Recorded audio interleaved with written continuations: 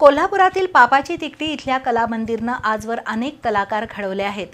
कला क्षेत्रात इथल्या शिक्षकांचं योगदान मोठं आहे. कलामंदिरच्या इमारतीच्या उभारणीसाठी शासनासह स्वनिधी देण्याचं आश्वासन राज्याचे उच्च आणि तंत्रशिक्षण मंत्री चंद्रकांतदादा पाटील यांनी दिलं.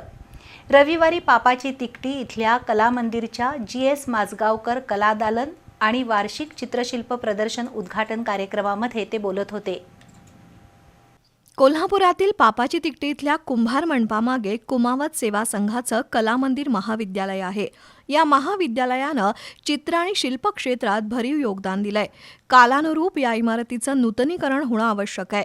ज्येष्ठ चित्रकार GS माजगावकर यांच्या नावानं या महाविद्यालयात कायमस्वरूपी कलादालन सुरू करण्यात आलंय.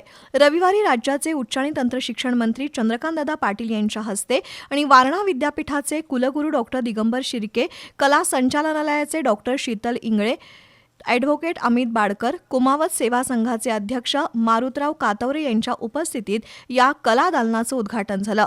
याचवेळी ज्येष्ठ चित्रकार GS माजगावकर यांचा मानपत्र देऊन सपत्नीक सत्कार करण्यात आला. ज्येष्ठ चित्रकार गणपतराव वडणगेकर यांनी 1947 मध्ये या कलामंदिरची स्थापना केली. 1995 मध्ये या महाविद्यालयाला शासन मान्यता मिळाली असं मारुतराव कातवरे यांनी सांगितलं. या महाविद्यालयात गुणवत्तापूर्ण कला शिक्षण दिलं जात असल्याचं प्राचार्य किशोर पुरेकर यांनी सांगितलं.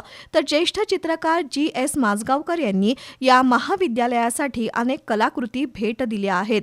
महाविद्यालयासाठी दर्जेदार इमारत उभारावी, त्यासाठी राज्य शासन आणि आपण स्वतः निधी देऊ असं आश्वासन नामदार चंद्रकांतदादा पाटील यांनी दिलं.